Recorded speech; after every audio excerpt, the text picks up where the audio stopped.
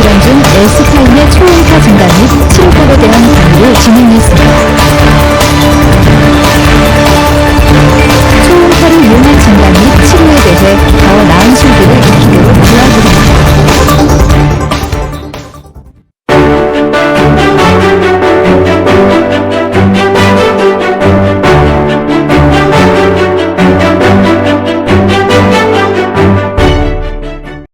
안녕하십니까. 네, 뉴스 역삼 생존권 의원 한의원 원장 나가수입니다. 네, 유라스 회장 이종진이라고 합니다. 반갑습니다. 오늘은 우리 허리에 대해서 공부하는 날입니다. 선생님, 우리 허리 아플 때 환자분들이 되게 많이 고민하잖아요.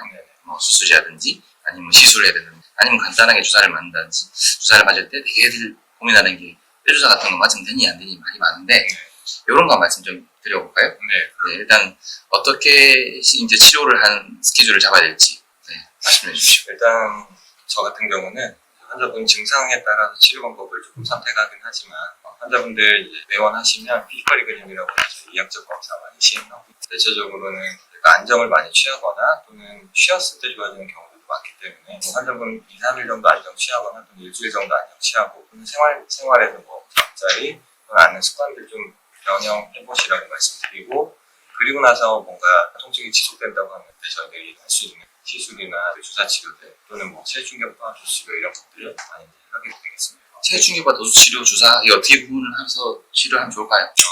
이제 대체적으로 저 같은 경우는 좀 기준을 급성적이다 그리고 또 환자가 신경과 관련된 부분 또 인대 치료들 관련된 부분들은 주사 조금 더 많이 거나 충격파 같은 경우는 이제 두 종류의 기구가 있는 방사형하고 집중형 기구가 있지만 환자분의 증상에 따라 구분하지만 천장관절이나 또는 그 장요 인대 쪽 문제가 있을 때는 이제 집중형 기기를 많이 사용하면서 할 수 있으면 또 저희들 이제 주사를 또 극도로 싫어하시는 환자분들이 많기 때문에 그런 분들에게는 그런 치료를 먼저 많이 저 같은 경우는 이제 허리로 도수 치료를 권하는 경우도 많긴 하지만 도수를 재활의 개념으로 생각하기 도수 치료는 충격파나 또는 체외 충격파나 주사 시술을 극도로 거부하시를 먼저 진행을 하고요.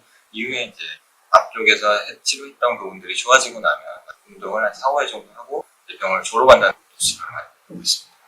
좋은 말씀인데 실제로 이제 우리 환자분한테 허리가 아파서 오면 이분은 주사로 간단하게 빨리 치료하면 빨리 낫고 빨리 일상생활 할 수 있을 것 같은데 대부분 다 주사를 너무 무서워하고 주사를 싫어해서 주사를 안 맞고 뭐 딴 걸 하겠다 도수치료를 하든 충격파를 말씀하셨던 그런 라디알 타입이든 포커싱 타입이든 나눠가지고 뭐 그런 식으로 치료를 하게 되는데 좀 안타까울 때가 있습니다. 실제로 주사를 하면은 빨리 나을 수 있을 것 같은데 또 특히나 어떤 분들은 되게 요즘 뼈주사 특히 스테로이드 주사를 정말 극도로 싫어하시는데 실제로 제가 생각할 때는 이게 스테로이드라는 게 우리 몸에서 나오는 그런 부심실 호르몬이기 때문에 그 양을 조절을 잘하고 횟수를 조절 잘해서 단기로 치료해버리면 빨리 낫고 빨리 회복되는데 그게 그렇다고 해서 그게 뭐 당장 당뇨가 오거나 당장 뭐 쿠싱 신드롬이라는 그런 병이 오거나 그게 여러 가지 뭐 뼈를 약하게 하거나 하는 경우는 굉장히 오랜 시간 동안 많이 했을 경우에 그런 건데 그런 것들을 되게 무서워해서 안 맞는 경우가 되게 많아서 안타깝거든요. 그러면 이 실제로 놔야 할 환자와 아니면은 이 환자들은 놓지 말아야겠다. 다르게 좀 길게 고농도 포상이나 프롤로 치료를 해야겠다. 아니면 프롤로 치료 이외에 또 이 사람은 좀 더 심각한 질환이니까 어떻게 뭐 시술이나 수술로 가겠다. 이런 구분이 있을 것 같은데 임상에서 직접 환자를 보고 계시는 선생님 어떻게 구분을 하시는지. 저 같은 경우는 이제 스테로이드를 거의 사용하지 않고 있기 때문에 사실 급성 환자들이 오더라도 포도당 OD 그러니까 저희들이 흔하게 표현한 5% 포도당으로는 거의 치료를 하고 있습니다. 그래서 스테로이드 적응증에 대해서는 그리고 또 환자들이 흔하게 표현하시는 스테로이드 부작용에 관해서는 아마 이종기 원장님보다는 제가 경험 더 적을 것 같고요. 근데 이제 충분히 스테로이드가 좋은 작용을 낼 수 있고 빠른 효과를 낼 수 있기 때문에 물론 이제 사용하는 건 좋지만 이제 저 같은 경우는 제가 사용하지 않다 보니까 또 그 사용하지 않는 걸 좋아하는 환자분들이 모이시는 것 같아요. 그래서 이 부분은 우리 이종기 원장님께서 먼저 설명을 해주시는 게 제가 조금 더 많이 배워볼 수 있지 않을까 생각이 듭니다. 저도 지방에서 한 7년 정도 개원을 하고, 그 다음 지금 3년 정도 임상을 이렇게 하면서, 스테로이드를 거의 안 썼습니다. 안 쓰고, 이건 최대한 환자분들 위해서 안 쓰면서 치료하겠다 생각했는데, 최근에 제가 조금 달라진 생각은, 스테로이드를 짧게 환자분한테 부작용 없도록 써서 효과적으로 효과적으로 치료한다 그러면, 이런 부분들은, 환자분들이 좀 생각을 잘못하는 부분들을 개선시켜서 빨리 낫게 해서, 비용도 차라리 적게 들 수 있고, 그와 함께 환자도 빨리 낫고, 그런 부분들을 조금 우리가 구분을 해가지고 치료하면 좋을 것 같다는 생각을 하거든요. 저는 솔직히 스테로이드를 잘 안 쓰지만 쓴다 그러면 저는 5ml 이상 쓰지 않거든요. 근데 실제로 스테로이드를 뭐 통증이 약거나 이런 데서 뭐 되게 많이 보통 쓸 때 막 40ml씩 막 때린단 말이에요. 그건 좀 저도 겁이 나요. 그런 거 보면은 환자분 그렇게 치료했다고 하고 오는 분들 보면은 이게 또 제대로 잘 치료했으면 참 좋겠지만 그렇지 않은 부분도 덜어는 있기 때문에 계속 속이 상하는데, 그래서 저는 소량의 스테로이드를 넣으면 이 효과가 온셋이 시작되는 게 조금 느릴 뿐이지 실제로 적어도 하루 지나서 봤을 때는 거의 많이 쓰는 거랑 쓰면 비슷하거든요. 그래서 최대한 환자분의 부작용을 줄이면서 뭐 예를 들어서 염증 있는 부분만 해결하면 걸음걸이라든가 자세도 바로질 건데, 이거를 조금 길게 스테로이드를 안 쓰기 위해서 어떻게 다른 치료하면 좋아하는 지죠 당연히. 아까 말씀하셨던 5% 보상이라든가 아니면 태반 계열의 주사라든가 아니면 뭐 PDRN 같은 주사들 효과적입니다. 실제로 최근에는 뭐 태반 같은 주사가 디클로페낙보다 소염작용이 더 좋다고 밝혀진 게 있고 하기 때문에 저는 선호하고 쓰고 있는데, 근데 이왕이면은 비용 효율 대비 좀 환자분들 부담을 줄이면서 짧은 시간 내에 해결했으면 참 좋겠다. 근데 실제로 우리가 길게 보는 환자들은 만성적인 환자, 계속적으로 뭘 해도 안 나고 계속 반복되고, 또 이제 실제로 연세 있으신 분들, 해부학적으로 변형이 많이 심하신 분들, 그리고 걸을 때 조금만 걸어도 쉬어줘야 되고 힘들어서 이게 클라우디케이션이라고 해서 협착증의 전형적인 증상인데, 그런 환자들은 솔직히 그렇게 접근해버리면 계속 갈 수가 없어요.